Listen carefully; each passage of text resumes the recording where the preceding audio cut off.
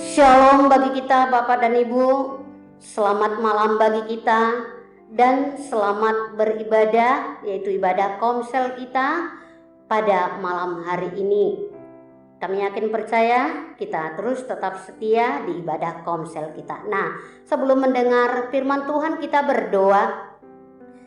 Kami terus bersyukur kepadamu Tuhan pada malam hari ini, karena kasih dan berkat-Mu yang tak terhingga itu Bapa, terus kami rasakan pada malam hari ini. Kami kembali boleh, yaitu berkumpul melalui ibadah kami, ibadah komsel yang ada di gereja-Mu. Mari Bapa, kami percaya setiap perkataan firman Tuhan adalah menguatkan kami. Setiap pujian yang boleh kami pujikan juga menjadi tanda sukacita bagi kami. Untuk itu biarlah kebenaran firman Tuhan pada saat ini yang menjadi perenungan bagi kami, bekal bagi kehidupan anak-anak Tuhan. Di dalam nama Tuhan Yesus Kristus kami berdoa dan bersyukur kepadamu. Amin. Firman Tuhan bagi kita pada malam hari ini yang diambil dari kitab Yehezkiel 22 ayat 30. Yehezkiel pasal 22 ayat 30. Demikian bunyinya. Aku mencari di tengah-tengah mereka seorang yang hendak mendirikan tembok atau yang mempertahankan negeri itu di hadapanku, supaya jangan kumusnahkan, tetapi aku tidak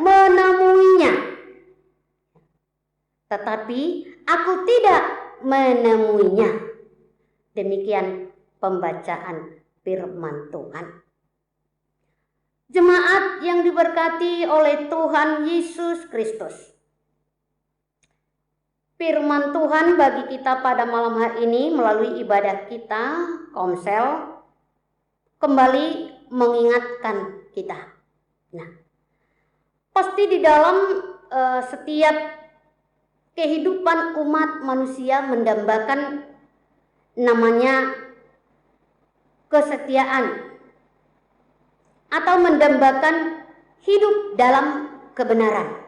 Itu pasti dambaan kita, karena yaitu topik kita pada malam hari ini, hidup dalam kesetiaan dan dalam kebenaran, yaitu agar umat tetap setia dalam hidupnya dan hidup dalam kebenaran, karena itulah yang dikehendaki oleh Tuhan kita. Nah, jadi sebagaimana tadi kami katakan, pasti kesetiaan dan hidup dalam kebenaran adalah dambaan setiap umat. Namun sulit untuk melakukannya. Nah, mengapa kami katakan? Karena melakukan yang benar itu, yang baik itu, banyak tantangan atau banyak masalah yang kita hadapi. Banyak tantangan atau masalah yang harus kita hadapi.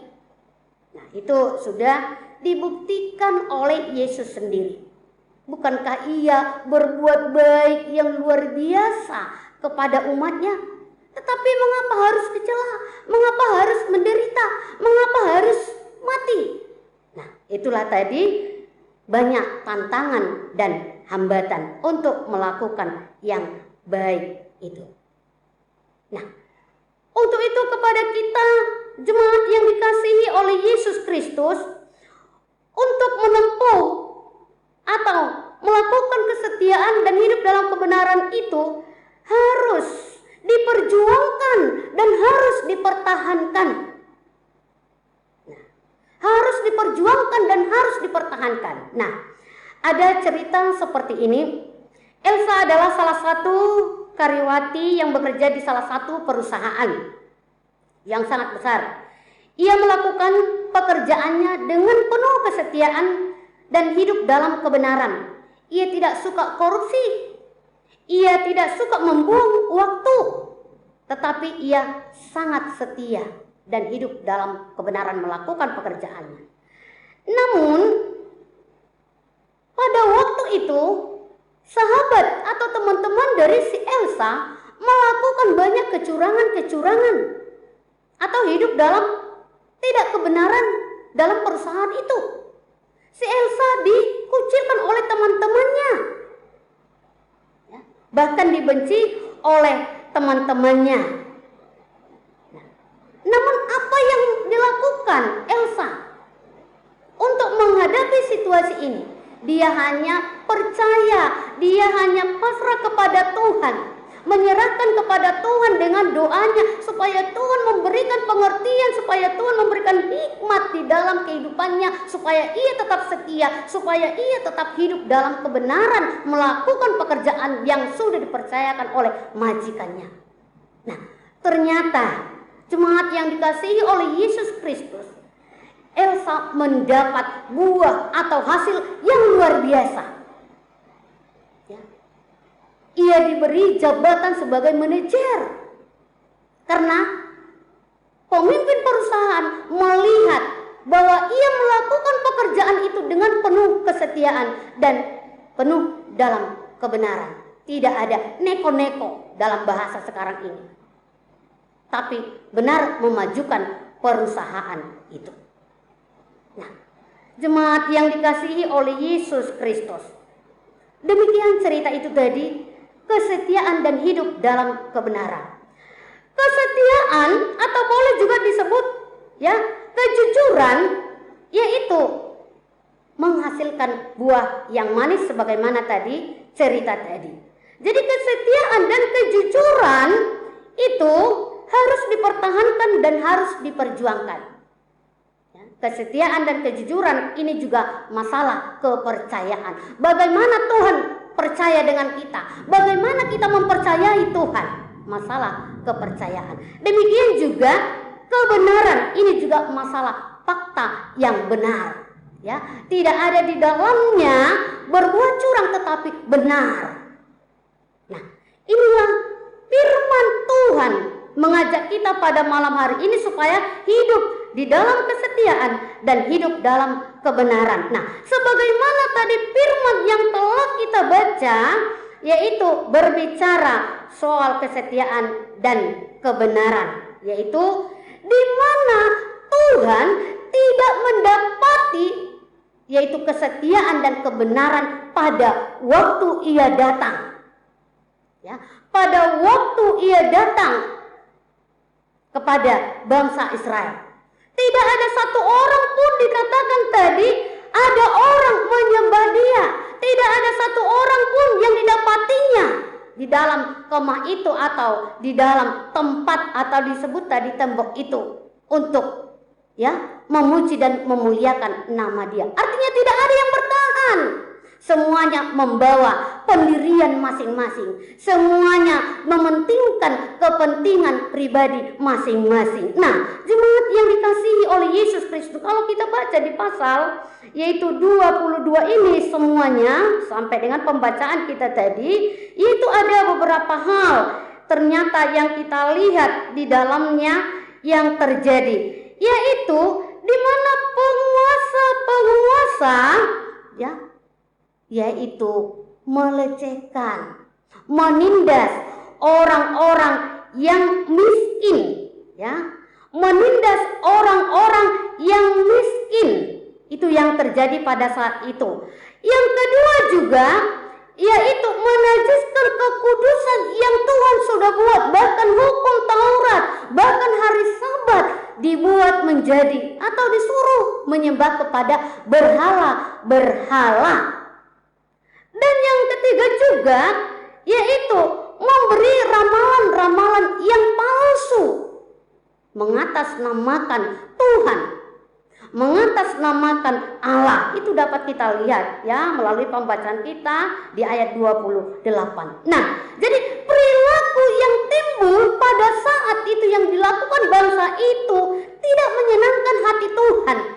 Maka ia kesal dan murka terhadap mereka. Makanya dikatakan tadi dalam pembacaan kita tadi di ayat 30, aku mencari di tengah-tengah mereka seorang yang hendak mendirikan tembok atau mempertahankan negeri itu di hadapanku, supaya jangan kumusnahkan, tetapi aku tidak menemuinya.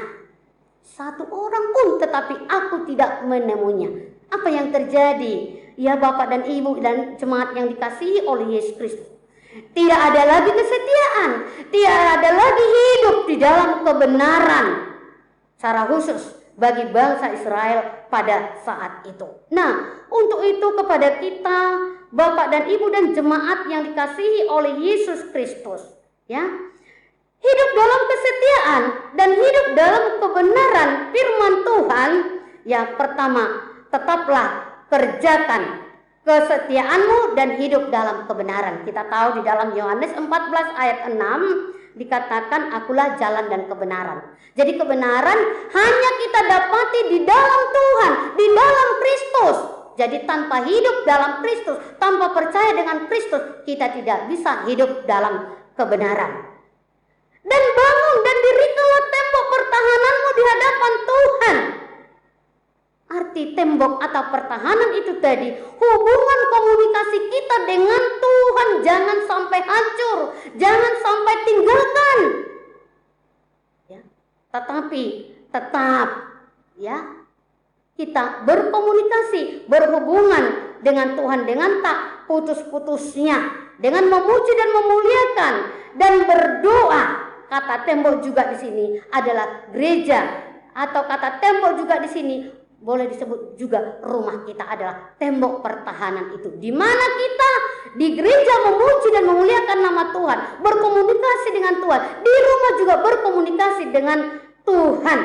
Ya, tempat pertemuan kita untuk Tuhan. Jadi jangan biarkan tembok pertahanan itu runtuh, tetapi mari kita pertahankan dan kita perjuangkan dengan kesetiaan dan hidup dalam kebenaran, yaitu tadi memuji dan memuliakan nama Tuhan.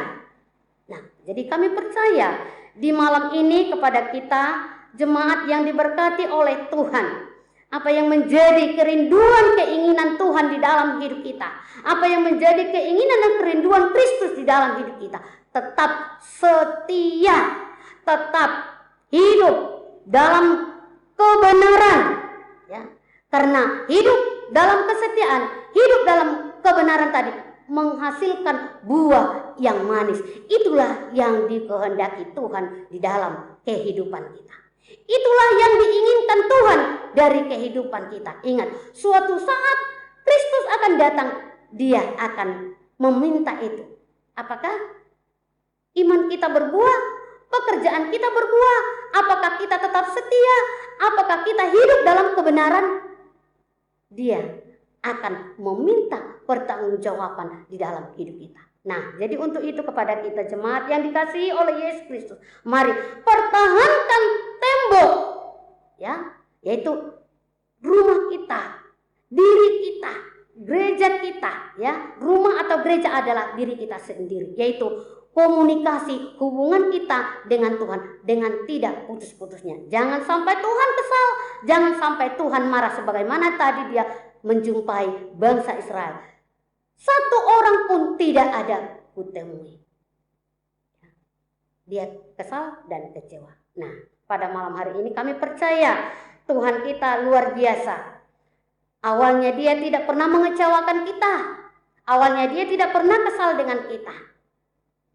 Tapi kami akan percaya, mari kita menyenangkan hati Tuhan, ya, memuji dan memuliakan nama Tuhan dan menyenangkan hati Tuhan saat Ia datang bertanya menyapa kita, kita setia, kita hidup di dalam kebenaran, karena itulah yang dikehendaki oleh Tuhan di dalam hidup kita, sebagaimana di dalam 1 Timotius 2 yaitu ayat 1 sampai ayat 4 yang mengatakan Tuhan menghendaki supaya semua umat diselamatkan dan memperoleh pengetahuan akan kebenaran. Berbahagialah orang yang hidup di dalam kebenaran dan hidup di dalam kesetiaan, maka Tuhan memberkati kita, memberkati jemaatnya, memberkati perjalanan kehidupan kita, memberkati keluarga kita, dimanapun kita berada, terutama di pandemi COVID-19 ini. Hanya berkat Tuhan yang kita inginkan tinggal di dalam hidup kita. memberkati perjalanan kehidupan kita, terutama sesuai dengan anjuran pemerintah, ya, dimulai beraktivitas. Hanya Tuhan teman sahabat kita. Untuk itu mari tetap setia, tetap hidup dalam kebenaran. Maka kita diberkati, keluarga diberkati, anak-anak Tuhan diberkati, dan jemaat Tuhan diberkati dimanapun berada. Amin. Tuhan memberkati kita, kita berdoa. Terima kasih Tuhan, terima kasih buat kebenaran firman-Mu yang begitu luar biasa. Sehingga pada malam hari ini Bapa, kami boleh menyuarakan itu di tengah-tengah keluarga jemaat Tuhan, yaitu di saat tantangan yang luar biasa yang kami hadapi. Ternyata berkat Tuhan itu tidak lewat begitu saja, tapi menyapa kami, menyapa anak-anak Tuhan, jemaat Tuhan. Namun Tuhan mengatakan tetap setia, tetap hidup di dalam kebenaran, karena itulah yang Tuhan kehendaki di dalam kehidupan kami. Mari berkati jemaat Tuhan semuanya dimanapun berada. Terima kasih Bapa, di dalam nama Tuhan Yesus Kristus kami berdoa dan bersyukur kepadamu. Amin. Mari kita sama-sama mengucapkan doa Bapa kami. Kita mulai. Bapa kami yang di sorga, dikuduskanlah namamu, datanglah kerajaanmu, jadilah kehendak-Mu di bumi seperti di sorga. Berikanlah kami pada hari ini makanan kami yang secukupnya, dan ampunilah kami akan kesalahan kami, seperti kami juga mengampuni orang yang bersalah kepada kami. Dan janganlah membawa kami ke dalam pencobaan, tetapi lepaskanlah kami daripada yang jahat.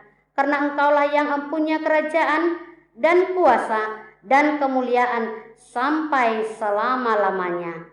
Amin. Doksologi.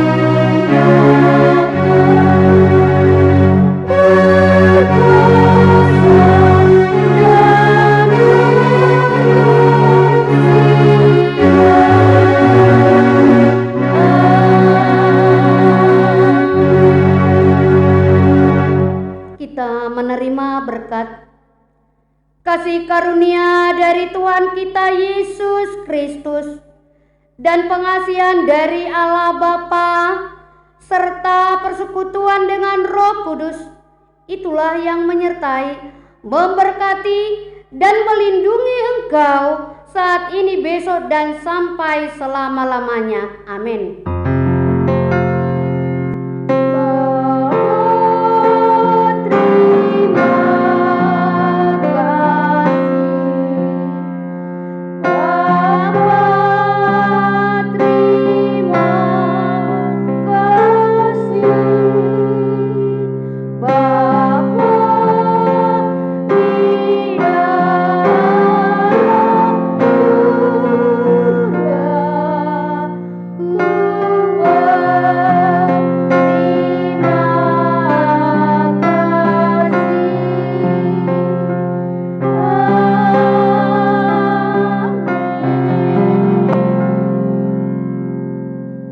Shalom bagi kita, sampai jumpa kembali di Komsel minggu yang akan datang. Tuhan memberkati.